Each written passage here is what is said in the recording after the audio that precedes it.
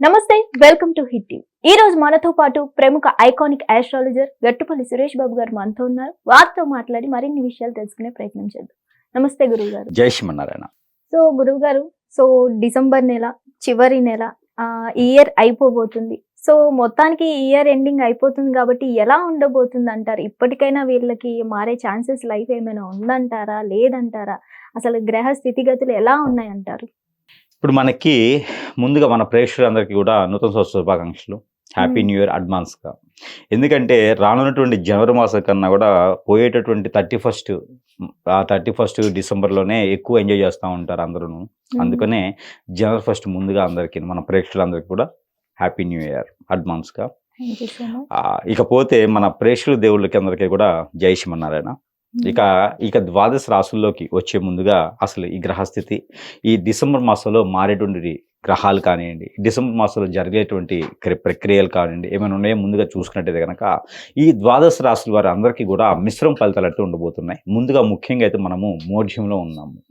ఏదైతే నవంబర్ 26వ తారీఖు నుంచి మొదలైనటువంటి మోఢ్యం ఏదైతే ఉందో అది ఫిబ్రవరి 19వ తారీఖు వరకు మనకి 3 నెలల పాటు మోఢ్యం ఉండే అవకాశం అయితే కనిపిస్తుంది. ఇప్పుడు డిసెంబర్ మాసం మొత్తం కూడా మోఢ్యం ఉంటుంది.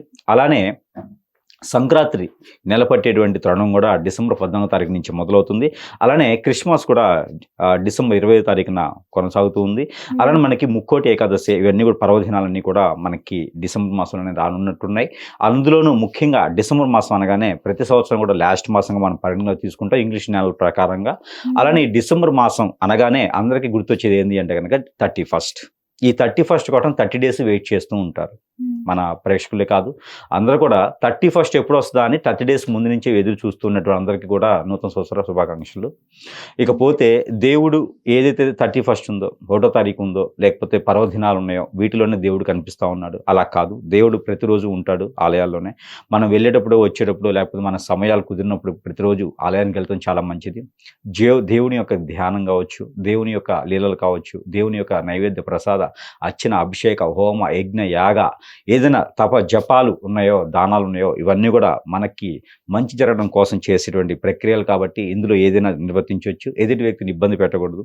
అలానే మనం కూడా ఎంత బాగా అయితే ఉంటామో ఎదుటి వాళ్ళు కూడా అంతే ఉంటారు. కాబట్టి ఇవన్నీ కూడా పాటిస్తూ ఈ యొక్క సంవత్సరానికి వీడ్కోలు పడిగేటువంటి సంవత్సర మాసంగా మనం డిసెంబర్ పడిగిస్తాం. కాబట్టి ఈ డిసెంబర్ మాసంలో కూడా ద్వాదశ రాశుల వారికి ఎక్కువ శాతం మిశ్రమ ఫలితాలు ఉన్నప్పటికీ కూడా ప్రయత్నం చేసినట్టయితే కనుక శుభ ఫలితాలకు పొందేటువంటి అవకాశాలు మెండుగా అయితే కనిపిస్తూ ఉంటాయి. అందులో మొట్టమొదటిగా మనము చూసుకున్నట్టయితే కనుక ఈ ద్వాదశ రాశుల్లో ఎలా ఉంది ఏంటనేది మనం అయితే ఇప్పుడు తెలుసుకుందాం. గురువు గారు, ఈ డిసెంబర్ నెలలో మిథున రాశి వారికి ఏమైనా మారే ఛాన్సెస్ ఉన్నాయా? ఎలా ఉండబోతుంది?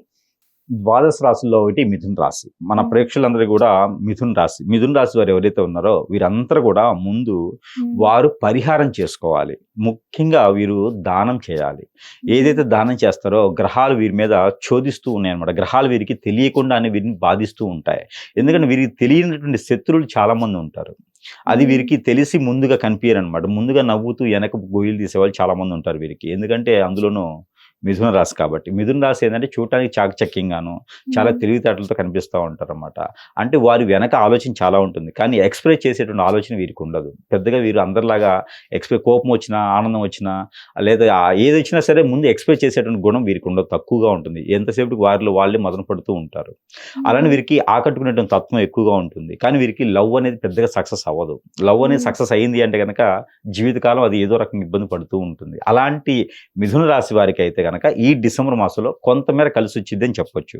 పోయినటువంటి మాసాలు అన్నింటిలో కల్లా కూడా కొంచెం డిసెంబర్ మాసంలో కలిసి రావచ్చు. ఎందుకంటే మిథున రాశి వారికి ప్రతి సంవత్సరం కూడా 3 మాసాలు కలిసి వస్తాయి. అందులో ఒకటి ఫిబ్రవరి, రెండోది జూన్, మూడోది డిసెంబర్. ఈ 3 మాసాలు కూడా వీరికి కొంచెమేర మార్పు అయితే రావచ్చు. అందులో డిసెంబర్ కాబట్టి డిసెంబర్లో కొంచెమైనా మార్పు వస్తుందని చెప్పవచ్చు. ఫైనాన్షియల్గా కావచ్చు, జాబ్ ప్రకారంగా కావచ్చు, బిజినెస్ ప్రకారంగా కావచ్చు, కుటుంబ సమస్యలు కావచ్చు, ఏదో రకమైనటువంటి క్లారిటీ అయితే వీరికి రానున్నటువంటి అవకాశం ఉంది. అది కూడా డిసెంబర్ 5 తర్వాత వచ్చేటువంటి అవకాశాలు కనిపిస్తూ ఉన్నాయి. ఆ డిసెంబర్ 25వ తారీఖు లోపు ఏదో ఒక నిర్ణయం అయితే తీసుకోవచ్చు వీరు. అంటే మంచి పనికొచ్చేటువంటి నిర్ణయం అని చెప్పొచ్చు. ఏదైనా వ్యాపారంలో లాభాలు రాకపోయినటువంటి వ్యాపారం ఇంకా కొనసాగిస్తూ ఉంటే కూడా ఇంకా ఆ రోజుతో విరక్తి చేసి వద్దురా బాబు వ్యాపారం అయిపోయింది, ఇంతటితో నష్టం, వేరే దానికి రూట్ చూసుకోవడం. జాబ్ ఏదన్నా వెసులుబాటు లేదంటే దండం పెట్టేసి నాకు వద్దురా బాబు జాబ్, ఒక క్లారిటీ అనమాట.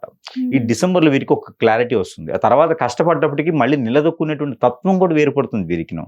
దాంతోపాటు వీరు చేయాల్సిన దానం, గోదానం, వస్త్రదానం, భూదానం, ఇలాగ అన్నదానం ఉంటాయి. దీంట్లో వీరు అన్నదానం చేస్తే చాలా మంచిది. ఈ డిసెంబర్ మాసంలో వీరు కనీసం ఒక 5గురికైనా అన్నదానం చేస్తే వీరికి ఉన్నటువంటి దోషాలన్నీ కూడా కొంతమేర ఉపశమనం లభించడానికి అవకాశం ఉంది.